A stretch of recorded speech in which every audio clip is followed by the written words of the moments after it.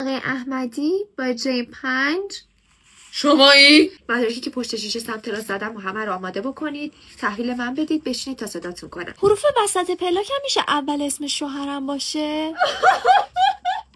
خانم آقایی تا عروسه وای شما از کجا فهمیدین؟ بالاخره کاربانو بگیر به بعد خواهید یه رو نویسی کن. یه ماه بعد قرار شوهرت اصل تو پاره کنه. بگردم این همه سمت سیستمی عزیزم نمیشه. موسوی مادرتو بردار بیار با جای 5. من میتونم پلاک تهران ثبت بکنم؟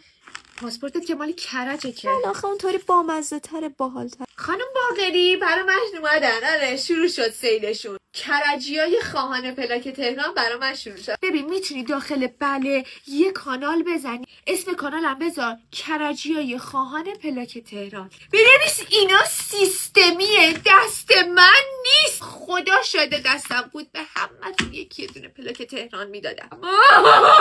به به آقای یوسفی خوب هستی؟ سلامت باشی. دوباره ماشین خریدین؟ مبارک شما. این ماشین باکش خالی میشه اصلا اعتقاد نداری به بنزین بزنی یا میرید یه ماشین دیگه میخرید. من میخوام از تهران برم کرج، نمیخوام از ترمینال برم یه خط عوض بکنم. شما شماره آژانس دارین به من بدین؟ آژانس ندارم نه عزیزم، ولی کد تخفیف ماکسیمو دارم. اگه میخوای بزنی تینا 1 بزن. تینا 2 نزنی یا تینا 1 بزنی میتونی از کد تخفیفش استفاده کنی. من شنیده بودم که قانون اومده تاکسی اینترنتی دیگه نمیتونم فعالیت نه عزیز دلم تصویب نشده. خدا کنه تصویب نشه. میدونی چند نفر دارن از این رو نون زر بچه‌شونو میدن؟ امضا